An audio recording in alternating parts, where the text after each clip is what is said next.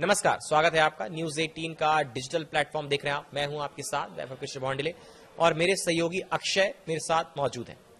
बिहार में voter list revision जो है वो चल रहा है और उस पर सियासत खूब गरमाई हुई है। सियासी गलियारों में जमकर हंगामा मचा हुआ है। लोग एक दूसरे पर आरोप प्रत्यारोप लगा रहे, निशाना साध रहे हैं पार्टियां।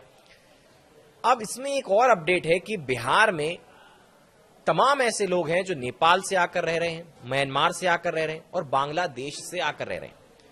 तो अक्षय, सबसे पहला सवाल तो मेरा यही है कि इस पूरी खबर पर अपडेट क्या है, क्या पूरा मामला क्या है? सबसे पहले तो वैभव पूरे बिहार वासियों को मेरा प्रणाम, नमस्कार। मेरा नाम अक्षय सिंह है और अभी बिहार की राजनीतिक गलियारों में जो खबर आई है, इस खबर से जो है पूरा मतलब एक तरह से समझिए वैभव की भूचाल आ गया है और इस खबर पे बहुत सारा अभी अपडेट आएगा। लेकिन अभी सबसे बड़ा चीज ये है कि खबर क्या है।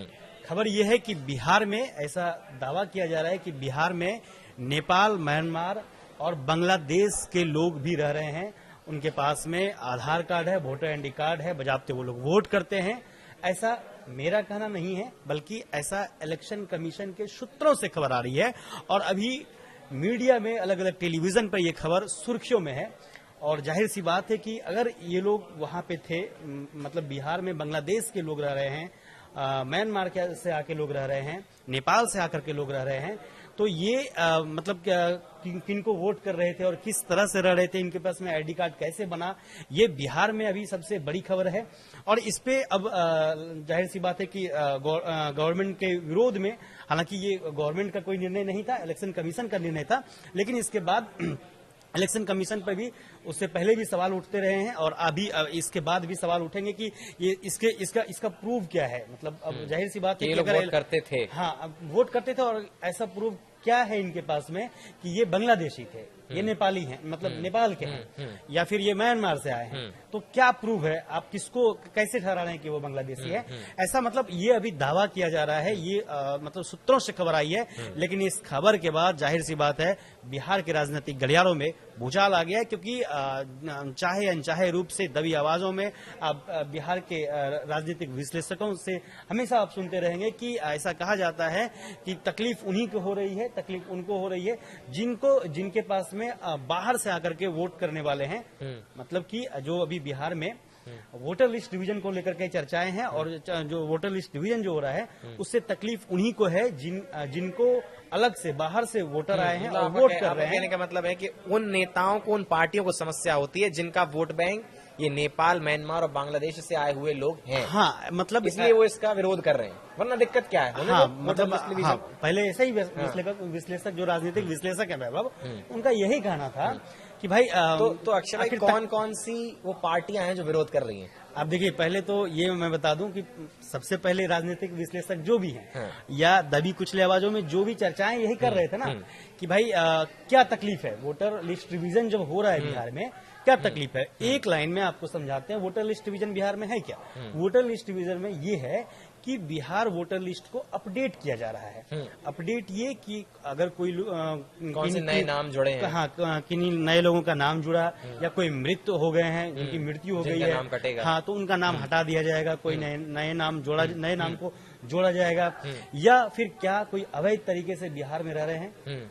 तो इस पे फर्जी वोटर्स को बेसिकली पकड़ने की कोशिश है। हाँ, हर तरह से किसी और के नाम पे कोई और वोट ना डाल दे, या कोई मृत है उनका वोटर आईडी कार्ड गलत इस्तेमाल हो रहा है। तो ऐसे स्थिति में इलेक्शन कमीशन ने एक निर्णय लिया कि हम वोटर लिस्ट रिवीजन करेंगे। ऐसा पहली बार नहीं हुआ कि बिहार में ही हुआ है, दिल्ली में भी हुआ है। तो दिल्ली में 2008 में भी ऐसा किया गया था। तो अब जो है इसको लेकर के विरोध हुआ। विरोध में अब देखिए 9 जुलाई को बिहार जो है बंदी था। बिहार बंदी में कांग्रेस थे, आरजेडी थी, तमाम जो विपक्ष में जो पार्टियां हैं, राहुल गांधी पहुंचे हुए थे। उसमें आपने वीडियो भी देखा कि पप्पू यादव को चढ़ने नहीं दिया। हालांकि वो एक अलग तमाशा हो गया था उस दिन कि उसी दिन वही बहुत विवाद कटा, हाँ, क्यों नहीं चढ़ने दिया, वही वीडियो चलते रह गया कि भाई पप्पू यादव को चढ़ने नहीं दिया गया मंच पे, कन्हैया कुमार को चढ़ने नहीं दिया गया। मतलब खबर ये नहीं थी कि मतलब वोटर लिस्ट रिवीजन को लेकर के प्रदर्शन कैसा रहा, क्या इसका खबर ये बन गई कि ट्रक पे क्यों नहीं चढ़ने हाँ दिया। ट्रक पे क्यों नहीं चढ़ने दिया। और दूसरी चीज ये कि फिर पप्पू यादव बैकफुट पे दिखे कि भाई हम ऐसा कोई बात नहीं, हम चढ़ने जा रहे थे, नहीं चढ़ने दिया गया, इससे कोई इज्जत का सिक्योरिटी रीजन शायद रहा हो कोई। नहीं सर, वो एक अलग कोई भी मसला है। कारण है, कोई भी नहीं कारण नहीं, रहा वो होगा। मसला तो है ही, वो एक बहुत बड़ा मसला है बिहार में। वो तेजस्वी यादव और तेजस्वी यादव बनाम पप्पू यादव को लेकर के मसला है, तेजस्वी यादव बनाम कन्हैया कुमार को लेकर के है। लेकिन वो एक अलग चर्चा है। लेकिन उस दिन भी आपने देखा कि वोटर लिस्ट डिवीजन को लेकर के बिहार की सियासी गलियारों में किस तरह से लोग हलचल मची रही। लोग किताब भी एक वायरल हो रही थी राहुल गांधी के हाथ में, संविधान की लाल किताब, लेकिन पता चला कि पन्ने खाली हैं।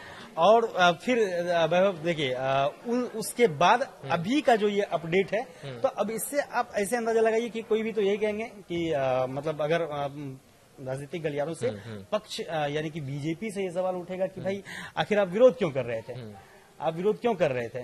कहीं यही मुद्दा तो नहीं है कि कहीं आपको बांग्लादेश के वोटर वोट कर रहे हैं, नेपाल के वोटर वोट कर रहे हैं, म्यांमार के वोटर वोट कर रहे हैं, वेस्ट बंगाल में जो कहा जाता है। हाँ, जैसा कि वेस्ट पश्चिम बंगाल बंगाल में कहा में जाता है सेम ना। ऐसा ही कहा जाता है। तो क्या आपके यही वोटर हैं या इसलिए आपने आवाज उठाया। लेकिन विपक्ष के पास में भी इसका एक काट है। विपक्ष भी कहेंगे कि भाई इसका क्या प्रूफ है कि आप जो है उसको बांग्लादेश का वोटर बता रहे हैं, म्यांमार का वोटर बता रहे हैं, नेपाल का वोटर बता रहे हैं, क्या आपके पास प्रूफ क्या है, कैसे किसी को साबित कर रहे हैं ये बांग्लादेश का वोटर है। दस्तावेज तो कुछ होते होंगे ना हाँ, जिसके नाम पर। ताजुब की बात ये है कि इलेक्शन कमीशन के जो सूत्र हैं, उनसे जो खबर आ रही है, उनका ये कहना है कि उनके पास वोटर आईडी कार्ड भी है, उनके पास आधार कार्ड भी है। तो फिर ये तो फिर ऊपर से लेके नीचे तक सबकी जांच होनी पड़ेगी। तो पूरे प्रशासन का इसमें हाथ होगा, कहीं ना कहीं कुछ अधिकारी मिले हुए होंगे। कैसे कार्ड बन गए। अब ये है कि कार्ड तो बन गए, वोटर आईडी कार्ड अगर बना है तो कुछ ना कुछ प्रशासन के अधिकारी भी इसमें शामिल हुए होंगे। वही है ना कि रिवीजन जब हो रहा है, वोटर आईडी कार्ड का जब रिवीजन हो रहा है, तो अब यही है ना कि किसको कैसे साबित करेंगे। मेरे पास में भी वोटर आईडी कार्ड है, मेरे पास में भी आधार कार्ड है, आपके पास में भी है बाबा।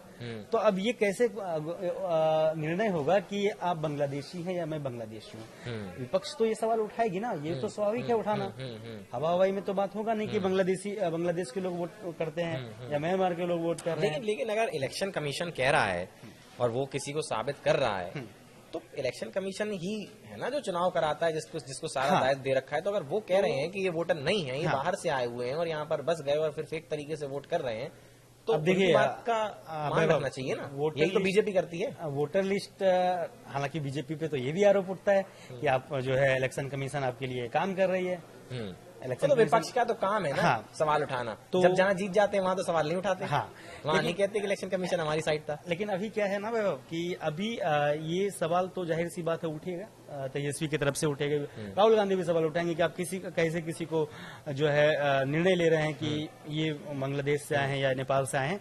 लेकिन इस बीच जो एक चीज और है कि अभी सिर्फ बिहार में ही नहीं, पूरे भारत में वोटर लिस्ट डिवीजन को लेकर के चर्चा है। हो सकता है कि तो अक्षय भाई एक सवाल, अहम सवाल ये है कि क्या इन लोगों की पिछले चुनावों में भी कोई भूमिका रही है। जाहिर सी बात है इन लोगों ने, क्योंकि अब सब वोटर आईडी कार्ड है, आधार कार्ड है, तो फिर राशन कार्ड भी होगा, सब तरह के कार्ड इनके पास है। तो क्या इनने पिछले चुनावों में वोट डाले। अभी देखिए अभी तो फिलहाल अभी क्या हो रहा है कि बिहार वोटर लिस्ट रिवीजन में अभी बीएलओ यानी कि बूथ लेवल के जो अधिकारी हैं उन्होंने ऐसा वेरिफिकेशन किया है। वो डोर टू डोर जो लोगों से जाकर के मिलना और सर्वे करना। तो सर्वे में क्या है कि वो लोग क्या देख रहे हैं, सर्वे में जन्म प्रमाण पत्र देख रहे हैं। अब एक इसका काट ये है कि जन्म प्रमाण पत्र है, अगर आपके पास जन्म प्रमाण पत्र है, निवास प्रमाण पत्र है या कोई शैक्षणिक योग्यता जो है उसका कोई प्रमाण पत्र है, कोई मान्यता प्राप्त संस्थान से, तो ऐसे मतलब जो आपके पास में दस्तावेज हैं तभी आपका मान्य होगा कि आप बिहार के हैं, अन्यथा मान्य नहीं होगा। और 30 सितंबर को मेरे ख्याल से 30 सितंबर वो तारीख है, मैं एक बार चेक कर लूं। 30 सितंबर वो तारीख है जो अंतिम सूची यानी कि फाइनल सूची इलेक्शन कमीशन की ओर से वोटर लिस्ट जारी हो जाएगा। जारी हो जाएगा, ये लोग वोट करेंगे। हाँ, तो उसमें से इन लोगों का नाम काट दिया जाएगा। जो भी लोग मतलब जिनके पास में फेक पाए जाएंगे, जिनके पास में दस्तावेज नहीं होगा।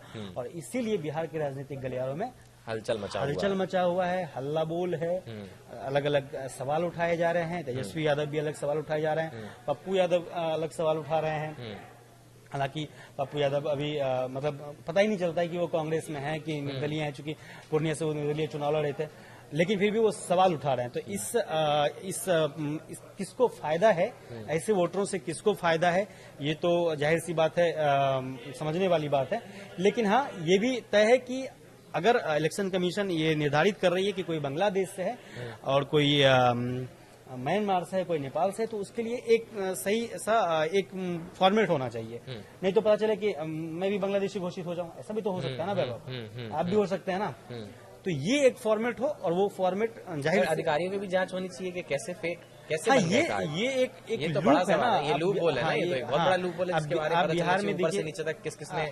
आप बिहार में यही चीज है कि बिहार हो या अपने भारतवर्ष में कहीं भी बहुत आसान तरीके से लोग वोटर आईडी कार्ड आधार कार्ड ये सब बना लेते हैं, फर्जी तरीके आधार से। कार्ड बना लेते हैं। तो ये एक जो अभी हो रहा है, तो हमारे और आपके ख्याल से तो सही हो रहा है कि वोटर लिस्ट डिवीजन होना चाहिए। हाँ, बिल्कुल सही बात और है। ये इसलिए सुप्रीम कोर्ट ने भी और भाई अगर आपको कोई फायदा नहीं होता या कोई नुकसान नहीं होता, आपको क्या फर्क पड़ता है? जाहिर सी आप बात अपना है। चुनाव लड़िए, अपना प्रचार करिए। हाँ, और सुप्रीम कोर्ट ने भी अभी यही कहा ना, सुप्रीम कोर्ट में जो याचिका दायर हुई थी तो उसमें यही कहा गया था ना कि भाई इसको आप रोक दीजिए, बिहार वोटर लिस्ट जो रिवीजन हो रहा है इसको आप रोकिए। लेकिन इलेक्शन कमीशन को ऐसा इससे नहीं रोका गया कि नहीं, वो इलेक्शन कमीशन का आधार है, सुप्रीम कोर्ट का ये कहना था, इलेक्शन कमीशन का आधार है, हम रोक नहीं सकते हैं। सही बात है, वो उनकी मर्जी है। वो उनकी मर्जी है, वो उनका निर्णय है, वो उनका अधिकार है, हम उनको रोक नहीं सकते हैं। इलेक्शन कमीशन को ऐसा वोटर कहा लिस्ट गया डिवीजन करना, सही बात है। सुप्रीम कोर्ट के ओर से। सही बात है। लेकिन हाँ, इस पे चीजें और जोड़ा जा सकता है। तो उन्होंने भी कहा था, सुप्रीम कोर्ट की ओर से भी ये कहा गया था कि इस पे आप आधार कार्ड को जोड़ सकते हैं, वोटर आईडी कार्ड को जोड़ सकते हैं। और ये हालांकि वो अंतिम निर्णय नहीं था इलेक्शन कमीशन को लेकर के, और सुप्रीम कोर्ट का। हाँ, अंतिम निर्णय नहीं था। इसमें अभी जो है अगली सुनवाई शायद 28 से 29 जुलाई को है। हाँ, तो उसको लेकर के चर्चाएं हैं कि 28 से 29 तारीख के बाद जो है, जुलाई के बाद जो है, इलेक्शन कमीशन फिर से तय करेगी कि अब आगे इसमें क्या रूपरेखा तय करना है, और उसके बाद फिर फाइनल लिस्ट बनेगा, क्या खामियां हैं उस लिस्ट में, क्या किसके पास दस्तावेज हैं नहीं है। हालांकि इलेक्शन कमीशन का ये कहना है कि 80% लोग जो है वो अपना अपना दस्तावेज दे चुके हैं और लगभग अंतिम चरण में है। मतलब वोटर लिस्ट के जो रिवीजन की जो प्रक्रिया है वो अंतिम चरण में है। लेकिन इस पर भी एसपी यादव ने सवाल उठाया है कि भाई मेरा तो हुआ ही नहीं अभी, हमने तो हमारे पास में हमने तो किया ही नहीं, हमने अपना डाला ही नहीं है, हमने अपना दस्तावेज भी नहीं डाला है। तो एसपी यादव का ये भी कहना है कि हमारे पार्टी के कार्यकर्ता कह रहे हैं, लोग कह रहे हैं कि लेकिन एक पब्लिक फिगर होने के नाते, एक जाने मानी हस्ती या एक बड़ा चेहरा होने के नाते, बिहार की चाहे राजनीति हो चाहे इस देश की बात करें, तो ये उनका दायित्व बनता है कि इलेक्शन कमीशन का साथ दें। हाँ, जाहिर सी बात है, ऐसा क्योंकि होना तो अगर वो करेंगे तो उनकी पार्टी से जुड़े हुए लोग, उनके समर्थक अपने यहाँ दस्तावेज देने के लिए तैयार हो जाएंगे। अब यही सवाल है ना कि इस चीज और से जब दस्तावेज सही हैं, आपके फोर फादर यहीं के थे, आप यहीं के, आप हैं भारतवासी, दो दस्तावेज क्या दिक्कत है? जाहिर सी बात है वैभव, मतलब ऐसा ही होना चाहिए। लेकिन इसके लिए अभी बिहार में विरोध है, और जब ये देश व्यापक स्तर पर होगा तो आप समझिए किस स्तर से इस निर्णय का जो है विरोध होगा। क्योंकि इलेक्शन कमीशन का ये भी कहना है कि पूरे भारत लेवल पे ये आगे हम चीजें करेंगे। हैं। हाँ, ये आगे हम तमाम करेंगे, ऐसे वोटर्स हैं। हाँ, ये आगे हम करेंगे। और आप समझिए कि जब अगर ये सही साबित होता है कि बिहार में बांग्लादेश के लोग आकर के वोट करते हैं, म्यांमार के वोट करते हैं, तो आप समझिए कि पूरे देश भर से कितने ऐसे लोग अवैध तरीके से निकलेंगे जो अवैध रूप से बिहार और पूरे भारत में वोट कर रहे हैं। बीजेपी का क्या कहना है? बीजेपी तो समर्थन कर रही होगी इलेक्शन कमीशन का। बीजेपी जाहिर सी बात है कि समर्थन करेगी। वो तो इलेक्शन कमीशन का समर्थन कर रही होगी कि होने दो वोटर लिस्ट डिवीजन। जाहिर सी बात है बीजेपी समर्थन करेगी। सत्ता में जेडीयू है तो जेडीयू भी समर्थन करेगी। नीतीश भी समर्थन कर रहे हैं, बीजेपी भी बीजेपी भी समर्थन समर्थन। करेगी। अच्छा, एक मसालेदार सवाल जाते जाते आप ये बताइए, लहर किस तरफ चल रही है, क्या लग रहा है? देखिए, बिहार के गलियारों में आपको तो पता ही है कि पल में पलटती है सरकार वहाँ। हाँ, नीतीश कुमार कब पलट जाए, तो ये अभी ये कहना कि क्या चल रहा है। लेकिन हाँ, इस तरह से आप ये समझ सकते हैं कि अभी सब कुछ कहीं भी ठीक नहीं है। चाहे वो बात एनडीए के, पहले तो ये समझ में आया ना कि किसमें लड़ाई है। तो पहले तो एनडीए गठबंधन और इंडिया गठबंधन की बात कर लें, क्या वहां सब कुछ ठीक है? उसके बाद फिर होगा कि किसकी हवा है।